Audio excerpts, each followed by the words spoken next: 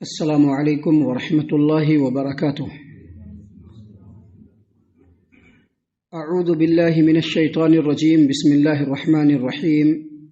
ولما دخلوا على يوسف آوى إليه أخاه قال إني أنا أخوك فلا تبتئس بما كانوا يعملون فلما جهزهم بجهازهم جعل السقاية في رحل أخيه ثم أذن مؤذن أيتها العير إنكم لسارقون قالوا وأقبلوا عليهم ماذا تفقدون قالوا نفقد صواع الملك ولمن جاء به حمل بعير وأنا به زعيم۔ جب یہ لوگ یوسف علیہ السلام کے پاس آئے تو یوسف نے اپنے بھائی کو اپنے ہاں جگہ دی اور اسے بتایا کہ میں ہی تیرا بھائی ہوں، میں ہی تیرا بھائی یوسف ہوں، لہذا تم اب ان باتوں کا غم نہ کرو جو باتیں یہ لوگ کرتے رہے ہیں۔ پھر جب یوسف نے ان کی روانگی کے لیے ان کا سامان تیار کیا تو اپنے بھائی کے سامان میں پانی پینے کا پیالہ رکھ دیا۔ جب یہ لوگ شہر سے نکل کر آئے تو پیچھے سے ایک پکارنے والے نے پکار کر کہا کہ اے قافلہ والو، تم تو چور ہو۔ انہوں نے پکارنے والوں کی طرف متوجہ ہو کر پوچھا تمہاری کیا چیز چوری ہو گئی ہے؟ تو وہ لوگ بولے کہ شاہ مصر کے پانی پینے کا پیالہ ہمیں نہیں مل رہا ہے، جو شخص وہ لا کر کے دے گا اس کو ایک اونٹ کے بوجھ کے برابر غلہ انعام میں ملے گا، اور میں اس کی گارنٹی لیتا ہوں۔ محترم سامعین کرام، سورہ یوسف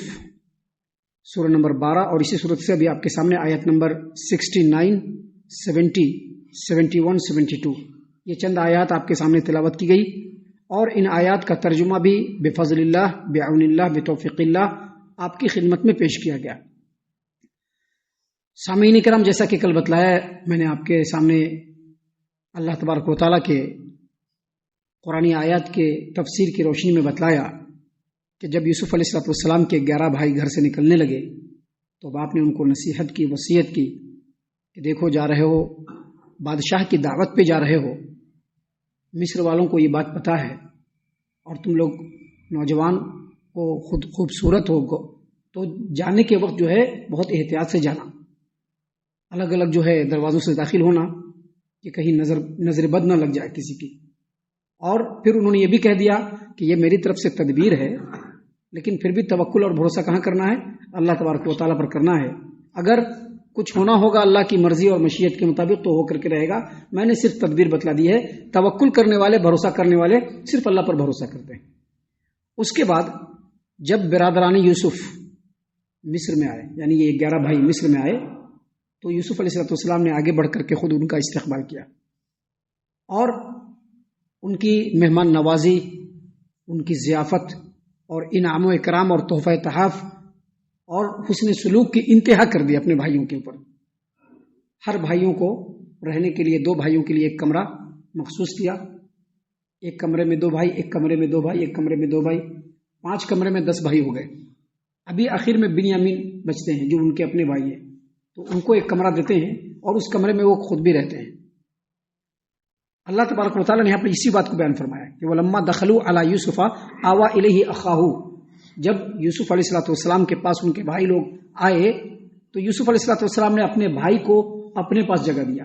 مطلب ہر 2 بھائی کو ایک کمرہ مل رہا ہے، تو 10 بھائی 5 کمرے میں، اور ایک کمرہ جو بنیامین کا ہے اس میں یوسف علیہ السلام خود بھی رہتے ہیں۔ اور جب تنہائی میں، یعنی ساری باتیں ہو گئی، ضیافت ہو گئی، کھانا کھلانا پلانا ہو گیا، تو سب کو کمرہ دے دیا گیا، تو اکیلے جب بنیامین اپنے کمرے میں پہنچتے ہیں تو یوسف علیہ السلام بھی اس کمرے میں جاتے ہیں۔ اللہ نے فرمایا آوا الیہ، اپنے بھائی کو اپنے ہاں جگہ دی، وقال، اور بتلایا کہ انی انا اخوک، تمہارا جو بچھڑا ہوا کھویا ہوا بھائی یوسف میں ہی ہوں۔ اب سوچئے کہ اس وقت ایک بھائی جس کو ایک عرصے کے بعد، ایک لمبے وقفے کے بعد اور ہر طرح سے مایوسی کے بعد جب پتا چلا کہ یہ میرا بھائی ہے تو خوشی کا کتنا ٹھکانہ رہے گا۔ مایوسی کے بعد، لمبی جدائی کے بعد جیسے ہی بتلاتے ہیں کہ میں تمہارا بھائی ہوں، دونوں بھائی بالکل غمگین ہو جاتے ہیں، بالکل غمگین ہو جاتے ہیں۔ گلے مل کر کے جو بھی جذبات ہیں جو انسان جانتے ہیں وہ سارے جذبات ہوتے ہیں۔ سارے جذبات کے بعد یوسف علیہ السلام نے کہا انا اخوک، میں تمہارا بھائی ہوں، فلا تبتئس، اب تم کو جو ہے بالکل ڈرنے کی اور ان لوگوں سے گھبرانے کی ضرورت نہیں ہے. بما کانوا یعملون، جو بھی تمہارے ساتھ ان لوگوں نے اب تک کیا، اب تم کو ڈرنے اور گھبرانے کی ضرورت نہیں. ایسی بات کیوں کہا یوسف علیہ السلام نے کہ اب تم کو ان کے کسی بھی چیز سے، کسی بھی ٹارچر سے تم کو گھبرانے کی ضرورت نہیں ہے. اس کے پیچھے وجہ یہ ہے کہ جس طرح سے یوسف علیہ السلام سے یہ 10 بھائی جلتے تھے، حسد کرتے تھے، کیونکہ سوتیلا بھائی ہے، سوتیلے بھائی کا مسئلہ جانتے ہی ہیں، جلتے تھے جیسے، ویسے ہی یوسف علیہ السلام کے گم ہو جانے کے بعد، ان کے کھو جانے کے بعد، جب یہ ان کے دوسرے بھائی جو بنیامین ہے، یہ اپنے باپ کے جب منظور نظر ہو گئے، محور نظر ہو گئے، اور باپ ان کی طرف بہت توجہ دینے لگے کہ اکیلا بھائی ہے، اس کی ماں بھی نہیں ہے، ان 10 بھائی کی تو ماں ہے، اس کی ماں بھی نہیں ہے. تو جب بھائی بنیامین کی طرف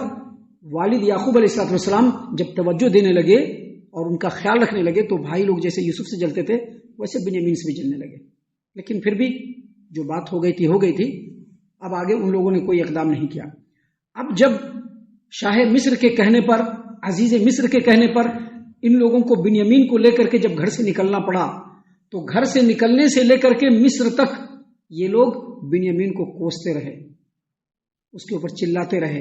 اس کو ٹارچر کرتے رہے، جب تک کہ مصر نہیں پہنچ گئے. اب مصر پہنچے تو پھر خاموش ہو گئے. دونوں بھائی ملاقات ہوتی ہے، کہتے ہیں کہ میں تمہارا بھائی یوسف ہوں. تو یوسف علیہ السلام کنویں میں ڈالنے سے لے کر کے اب تک کی پوری کہانی سناتے ہیں، اور اس درمیان میں ان کے ساتھ اور ان کے باپ کے ساتھ کیا ہوتا ہے، یہ ساری باتیں بنیامین یوسف علیہ السلام کو بتلاتے ہیں کہ دیکھیے آپ کے جانے کے بعد ہم کو بھی نہیں چھوڑا گیا، ابھی راستے میں بھی ہم کو بہت ظلم کیا ہمارے اوپر، اور والد صاحب تو آپ کے غم میں بالکل روتے روتے آنکھ سے آنسو گرتے گرتے وہ اندھے ہو جاتے، جیسا کہ ذکر ابھی آگے آپ کے سامنے آئے گا کہ یوسف کے غم میں روتے روتے یعقوب علیہ السلام کی آنکھوں کی روشنی اور بینائی چلی جاتی ہے. تو بتایا کہ باپ جو ہے وہ شدت غم میں بالکل نڈھال ہے، آج بھی آپ کو یاد کرتے رہتے ہیں، آپ کے یاد میں روتے روتے ان کی آنکھوں کی روشنی چلی گئی ہے. یہ ساری باتیں ہوتی ہیں. تو یوسف علیہ السلام کہتے ہیں کہ اب آپ کو گھبرانے کی ضرورت نہیں، میں آپ کا بھائی ہوں، لہٰذا تم ان باتوں سے غم نہ کرو جو یہ کرتے رہے ہیں، آگے اب ایسا نہیں ہوگا. میں ایک ایسی ترکیب لگاؤں گا کہ میں تم کو ان لوگوں کے ساتھ جانے ہی نہیں دوں گا. ساری باتیں ہو گئی، کھانے پینے کے بعد آرام کر رہے ہیں. لیکن یوسف علیہ السلام نے اپنے بھائی کو کہہ دیا کہ دیکھو میں جو کچھ کروں گا پہلے تم کو بتلا دوں گا، ہمارے اور تمہارے درمیان جو بھی بات ہو بھائیوں کو بالکل نہیں بتلانا، اس کا ذکر بالکل اس کے سامنے نہیں کرنا. اللہ تبارک و تعالیٰ نے آگے فرمایا وَلَمَّا جَهَّزَهُمْ بِجَهَازِهِمْ جَعَلَ السِّقَايَةَ فِي رَحْلِ أَخِيهِ، جب پورا سامان تیار کیا گیا، 11 بھائی آئے تھے، 11 لوڈ اونٹ کے حساب سے غلہ اور اناج تیار کیا گیا. تو سارے غلے کو جب تیار کرا دیا گیا تو یوسف علیہ السلام نے پہلے اپنے بھائی بنیامین کو بتلا دیا کہ دیکھو تمہارا جو سامان ہوگا اس میں سونے چاندی کا مرصع، ہیرے جواہرات کا جو ہے مرصع ایک پیالہ ہوگا، اس پیالے کو جس میں بادشاہ پانی پیتے ہیں اس کو تمہارے پاس ڈال دیا جائے گا تمہارے سامان میں. اور جب تلاشی لینے والا تلاشی لے گا تو تم چور ثابت ہوگے، لہٰذا تم کو گھبرانے کی اور بالکل پریشان ہونے کی ضرورت نہیں، یہ میری ترکیب ہے، تم بالکل شانت رہنا. اور یوسف علیہ السلام نے جو خادم لوگ اس کی تیاری کر رہے تھے ان میں سے کسی کو بلا کر کے کہا کہ یہ جو بورا ہے جس میں سامان جو ہے پیک کیا گیا ہے، اس بورے میں شاہ مصر کے پانی پینے کا جو پیالہ ہے وہ اس میں ڈال دو. یہ میں نے تفسیر اس لیے آپ کے سامنے بیان کی کہ بادشاہ صحیح معنوں میں تھے یا نہیں اس کے بارے میں کوئی وضاحت نہیں ہے. مفسرین کی دو رائے ہیں اس سلسلے میں. بعض مفسرین کا کہنا ہے کہ اس وقت یوسف علیہ السلام ہی بادشاہ بن گئے تھے، اور بعض مفسرین کا یہ کہنا ہے کہ جو بادشاہ وقت تھا تو وہ تو زندہ تھا، لیکن پوری زمام کار سیدنا یوسف علیہ السلام کے ہاتھ میں، اور جو یوسف علیہ السلام کہتے تھے بادشاہ وہی کرتا تھا. لہٰذا یہ پیالہ یوسف علیہ السلام کا تھا یا بادشاہ کا تھا، اس کے بارے میں کوئی اتنی وضاحت کے ساتھ بات نہیں ہے. اس لیے یہ بھی کہہ سکتے ہیں کہ یوسف علیہ السلام نے اپنا پانی پینے والا پیالہ رکھ دیا ہو، لیکن یوسف علیہ السلام اللہ کے نبی ہیں، وہ اتنی جو ہے قیمتی چیزوں کو اپنے پاس رکھنے کے وہ نہیں. لہٰذا صحیح بات یہی ہے کہ جو بادشاہ کے پانی پینے کا جو پیالہ ہے اس کو یوسف علیہ السلام نے کہا کہ جو میرا بھائی ہے اس بھائی کے غلے میں ڈال دو، اس کے اناج کے بوری میں ڈال دو. دیکھیے اللہ تبارک و تعالیٰ نے کیا یہاں پر جو ہے قرآن کریم میں جو الفاظ اور جو جملے نازل فرمائے ہیں، اللہ نے فرمایا فلما جہزہم بجہازہم، جب یوسف علیہ السلام نے ان کے سامان کو مکمل طور پہ تیار کر دیا تو جعل السقایۃ فی رحل اخیہ، پانی پینے کا جو پیالہ ہے، پانی پینے کا جو پیالہ ہے وہ اپنے بھائی کے سامان میں رکھ دیا، یعنی رکھوا دیا۔ ثم اذن مؤذن، اور پھر پکارنے والے نے پکار کر کے کہا ایتھا العیر، اے قافلہ والو، انکم لسارقون، تم لوگ چور ہو۔ تو یہاں پر صرف پانی پینے کا پیالہ کس کا تھا یہ نہیں ذکر ہے، آگے جو قرآن کریم میں جو باتیں آئی ہیں، جو اس میں سوا الملک، بادشاہ کے پانی پینے کا پیالہ، بادشاہ کے پانی پینے کا پیالہ جو ہے اس میں رکھوا دیا گیا، اور ساری چیزیں تیار ہو گئی، سواری پر لدا گیا، اور 11 بھائیوں کا جو قافلہ ہے وہ چل نکلا۔ ابھی مصر سے تھوڑی دور آگے گئے ہوں گے کہ شور ہو گیا، کسی نے بول دیا کہ بھائی پانی پینے کا جو پیالہ بادشاہ کا ہے وہ مل نہیں رہا ہے ایک دم،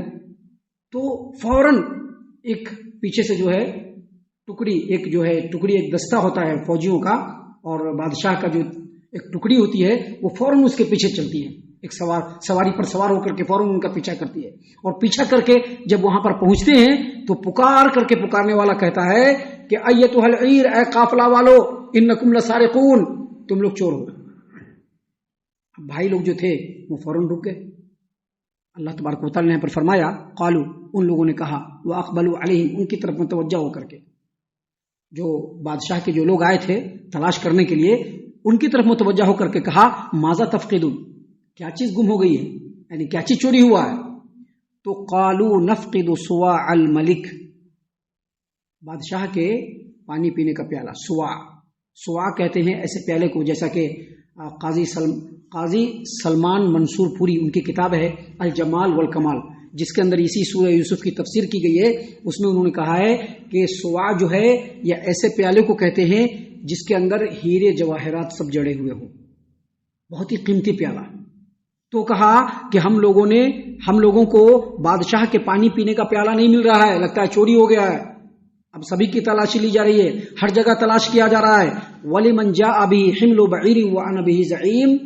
اور جو اس پیالے کو لا کر کے دے گا اس کو ایک لوڈ اونٹ کا جو ہے غلہ، اونٹ کے ایک لوڈ کے برابر جو ہے غلہ اس کو انعام میں دیا جائے گا، اور میں اس کی گارنٹی لیتا ہوں۔ جو لوگ بھی پیچھے سے گئے تھے تلاش کرنے کے لیے، ان میں سے ایک نے کہا کہ میں گارنٹی لیتا ہوں کہ جو بھی لا کر کے دے گا اس کو ایک لوڈ جو ہے اونٹ کا غلہ اس کو انعام کے طور پر دیا جائے گا۔ ابھی یہ ساری باتیں ہوئی، آگے ابھی اور بھی باتیں ہیں جس کو ہم ایک دن میں بیان نہیں کر سکتے ہیں کیونکہ بہت لمبا درس ہو جائے گا۔ آگے کچھ باتیں جو ہوئی ہیں ان کو انشاءاللہ کل اور کل کے بعد کے درسوں میں ہم آپ کے سامنے درس قرآن کے اسی مجلس میں بیان کرنے والے ہیں۔ ہم اللہ سے دعا کرتے ہیں کہ اللہ تعالی ہم تمام کو ان تمام باتوں کے اوپر خوب غور و فکر اور تدبر کرنے کے ساتھ ساتھ ان باتوں کے اوپر عمل کرنے کی بھی توفیق عنایت فرمائے، آمین۔ اللہ تعالی ہم تمام کو صحیح معنوں میں پکا سچا مومن مسلمان بنائے، اللہ اور اس کے رسول صلی اللہ علیہ وسلم کی اطاعت و فرما برداری کرنے والا بنائے، صحابہ کرام رضی اللہ عنہم کے طریقے پر چلنے والا بنائے، جنت الفردوس میں جگہ عطا فرمائے۔ اے اللہ ہم تمام کو جہنم سے پناہ دے، اے رب العالمین ہم تمام کو جہنم سے پناہ دے، اے مالک الملک ہم تمام کو جہنم سے پناہ دے، آمین یا رب العالمین، وما علینا الا البلاغ المبین۔ تبارك الذي نزل الفرقان على عبده ليكون للعالمين نذيرا